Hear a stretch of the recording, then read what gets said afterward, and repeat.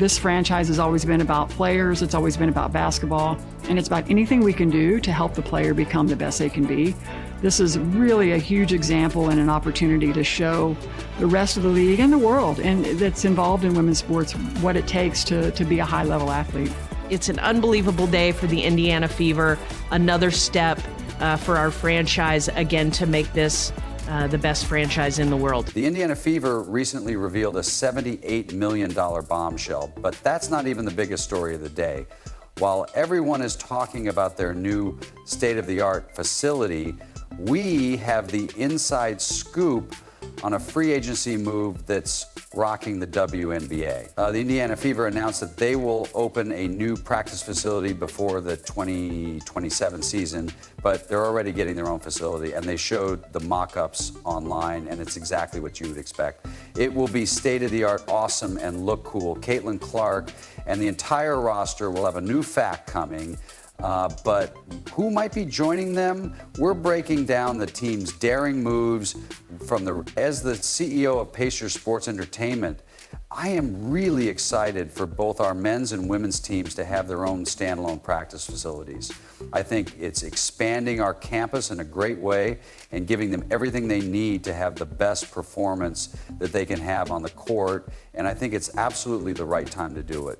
Imagine this, a basketball paradise that spans 108,000 feet. Now, what is the strategy behind this huge investment? Let's break it down. Best-in-class training center to the superstar free agent they just confirmed. Well, we're talking about a $78 million facility that will redefine what a WNBA team's home base looks like. It's nearly twice as big as the largest facility in the WNBA, either now or in the future, and it's larger than some NBA teams' facilities. The Fever is making a statement, and it's evident from all of the weight and conditioning equipment. Of course, there will be 2 full-size courts that are open for them to use, but there will also be the best recovery, mental health, and other facilities for them to record content, podcasts, and other things that they might need to go off-site and waste time doing things like that so they can truly maximize their time concentrating on their performance and not on other things. First of all, our goals for this new training center are really to provide a first-in-class training center that is designed exclusively for women athletes. I think that's important to note because it's not just the gym, it's a holistic approach to how women athletes perform. Other features include recovery rooms, SAS, and infrared facilities that feel more like a spa than a sports facility. This is where it gets really interesting. Mental health facilities, a full-service kitchen, a podcast studio, and a nail salon. These facilities are designed to help athletes thrive both on and off the court. Train, recover, rehab is going to be the best in class for women's professional training facilities. And not just on the day it opens, we're going to set this up and consider it the best in class for many years to come. Now let's talk about timing. This palace is scheduled to open in 2027, and there's a serious strategy at work here. In 2027, Aaliyah Boston's rookie contract expires, and Caitlin Clark's contract is up in 2028. The Fever are laying the foundation for their future by sending a message to their stars and all free agents out there, this is where you want to be. In contrast to other teams, the Connecticut Suns share their practice space with birthday parties and yoga classes. When I played for the Connecticut Sun, we practiced in the Tribe's recreational facility because the team is owned by the Tribe. Sometimes people would be practicing yoga and other crazy things. And we would be on the court, practicing on the full court, like the full doing right. And then they would come in and we would have to put down the divider and we would start going on a court that was smaller than a high school court. Keep it down while we're in the playoffs, kid. Caitlin Clark's enthusiastic Instagram post got me excited this Thursday. Aaliyah Boston is already using it as a recruiting tool, telling potential free agents that Indiana is the place to be. She says the Fever does so well at pouring into us and making us feel like the professional athletes that we are. Even basketball legend Lisa Leslie is impressed, commenting, "This is what investing in women look like." After spending a day with Lisa, he and his girlfriend invited a brownstone retreat to his tiny hometown of California. When legends are praising you, you know you're doing something right.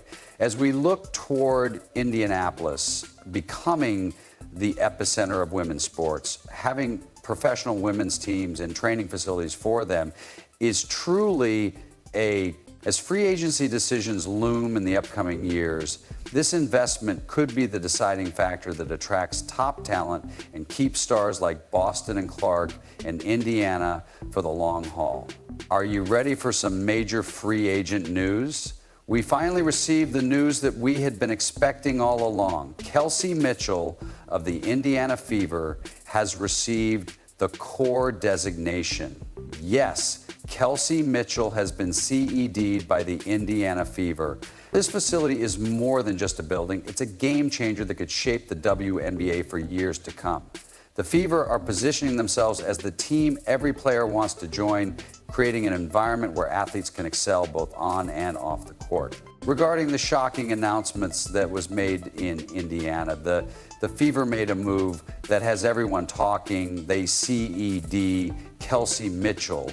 You may be wondering what that even means, but in the WNBA, single player is like putting a giant keep-away sign on them. It's a special designation that gives teams exclusive negotiating rights to a player during the free agency period, and Kelsey Mitchell is unquestionably a star.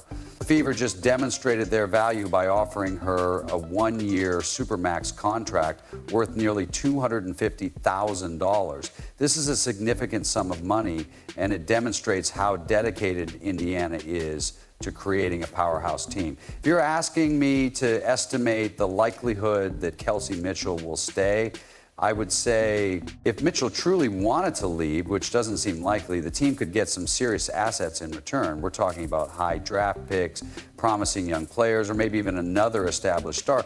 But why would Mitchell want to leave now that the Fever is building something special and she's right at the center of it? As I've said, there's no reason why Kelsey Mitchell wouldn't want to play with the Fever, and we've essentially seen the Fever posting about Kelsey Mitchell everywhere. So it's not like it's something, although that is doubtful, it will be significant, and at this point it's important to trust the organization and the procedure, since as you can see, they have demonstrated their willingness to return the funds to generator B. Mitchell, who averaged 19. Last season, she scored 3 points per game, which is elite level scoring, and she did it while playing with Boston and Clark, who attracted a lot of defensive attention. With two of the game's most deadly scorers sharing the court, defenses will have a terrible time figuring out how to stop them both. The Fever isn't just creating a team, they're creating a roster that could dominate for years to come. This is the best thing you can do because they have 9 players already under contract for 2025 and still have about $650,000 in cap space, which is enough to pay Mitchell her Supermax salary and still have room to sign another max player and a key veteran. To be honest, no agent in the world would advise any player not to sign with Indiana, and Mitchell's core designation is a rare move for the Fever. In fact, she's only the 5th player in the franchise's 25-year history to receive this honor. We're talking about a club that includes legends like Tama Catchings, the type of organization Mitchell is in right now, and Mitchell isn't taking this lightly. Regarding her relationship with Indianapolis, she says, "I've always thought of Indianapolis as home. If you're wondering what team Kelsey Mitchell should play for, the Indiana Fever is the answer. There isn't any basketball, no real basketball reason for her to play for anyone else, and there isn't even a non-basketball reason for her to play for the Fever. You might think that the Fever is over during the offseason, but it's only just started. Keep in mind that extra cap space. Here's the plan. A 6'4" unicorn who is about to hit the open market has the Fever written all over her. And here's the twist. She's already revealed some significant information about her current team. Are you prepared for this potential game changer? Additionally, you're one of the top free agents this year, so do you have any ideas about what you might prioritize? I mean, I've already spoken to Dallas about how appreciative I am that they've made this place a home for me over the years, and I'm working with them to find a new home for me because I've already played my last game in Dallas, and we're talking about none other than Satu Sabali during a media availability for Unrivaled. The WNBA free agency landscape has changed significantly, and I'm excited to talk to a lot of players outside the league because I haven't played for another team yet. I'm also excited to learn more about their personal lives and how they approach the game.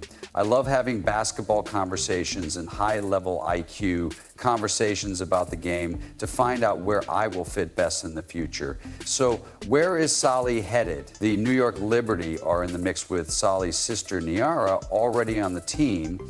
But hold on tight because the Fever may have the inside track. The Fever have money to spend, and Solly is looking at a potential max contract, which the Liberty cannot offer unless they dump assets and deplete their bench, given that Sabrina Ionescu, Brianna Stewart, and Jane Kell-Jones are already on max deals, Ben, to just following up there. I suppose because you mentioned it to them, obviously at first they were still trying, but I believe that what works best is working with the player, listening to their wishes, and hearing how we can find the best solution for each other. Take this lineup: Caitlin Clark running, Point Kelsey Mitchell at the 2, Lexi Hall on the wing, Satu Say at power forward, and Alea Boston holding down the paint. That's a nightmare for any team in the league last season, and Sabali was a force to be reckoned with, correct?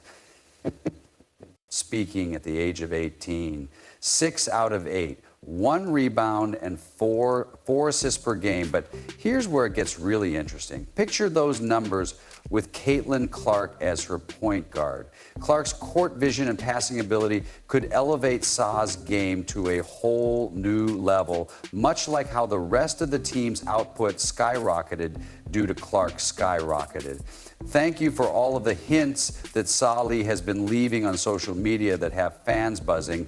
One fan wrote, "I'd love to see you with the Fever," and guess what? Savy clicked the like button. Because of her ability to stretch the floor and shoot 40, Media Moves' SA style of play would fit in well with the Fever's current lineup. If Sally ends up in Indiana, we're talking about a potential dynasty in the making. Clark, Boston, Mitchell, and Sab make up a core that could dominate the WNBA for years to come. We could be looking at multiple championship runs with this group. Catlin is the face right now, and that's good because she's selling out gyms. Her 6% from 3 over her last 2 seasons would free up space for Boston to dominate in the paint, and her versatility on defense would allow the Fever to switch everything, giving them a defensive edge. The WNBA landscape is about to change, and we can't wait to see how it all plays out. I believe the sold-out home opener was a practice game. It wasn't even serious. We benefited from that because now that we have all of our fans there and they're excited, and you have new people entering a market, she is her own economy, and they have options, including Gabby Williams from the Seattle Storm as a solid plan B. The suspense is here, folks. Will Sable move to Indiana and form a super team, or will another team jump in at the last minute?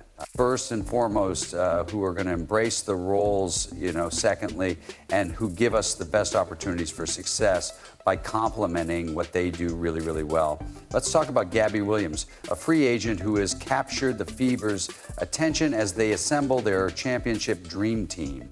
The reason they are considering Williams alongside Sab is straightforward. She brings a special set of skills that could be the missing piece in the Fever's puzzle. Williams' specialty is defense. She is a lockdown defender who can disrupt opposing offenses and force turnovers. However, this is where it gets interesting. Williams isn't just about defense when the stakes are high, she also steps up her offensive game. In the playoffs last year, she averaged 17 points per game, demonstrating her ability to deliver when it counts. Beaters. Williams' versatility is a coach's dream because it allows the team to adjust to different matchups and situations. Imagine her at small forward, freeing up Lexi Hull to come off the bench and rain down threes. Or imagine her at power forward, giving the Fever a lightning-fast lineup that will leave opponents reeling. This Wednesday night, Gabby Williams will be the Pick the Back to JLO show. but can she handle the pressure of a championship run? She's been put to the test in the playoffs and even competed against Team USA in the Olympics. At just 27 years old, Williams is entering her prime just as the Fever are getting ready for a serious title push. Analysts are talking about perfect timing, buzzing about how her scoring ability and defensive prowess could enhance Caitlin Clark's game. Imagine Clark dishing out those jaw-dropping assists to a cutting Williams, because it's a combination that could give opposing coaches nightmares. Williams brings more than just on-court skills. Coaches rave about her work ethic and adaptability, intangibles that can turn a good team into a great one. Her playoff experience could be invaluable for the younger players on the Fever rods, providing leadership when the stakes are high. You'll be surrounded by an organization that will support you, so you'll have everything you need to succeed. It's about finding that one piece that completes the puzzle. Williams' special blend of defense, clutch scoring, versatility, and experience fills in a number of the Fever's needs by possibly bringing her on board with a star like Sally. The Fever is demonstrating that they are serious about creating a well-rounded, championship-caliber team in the WNBA, where every advantage matters. Williams might be the secret ingredient that pushes the Fever over the top. Her ability to influence the game on both ends of the court, along with her playoff experience, makes her an intriguing option. With Williams on board, the Fever may have found the last piece of their championship puzzle, women's sports. Okay, so let's talk about the big picture.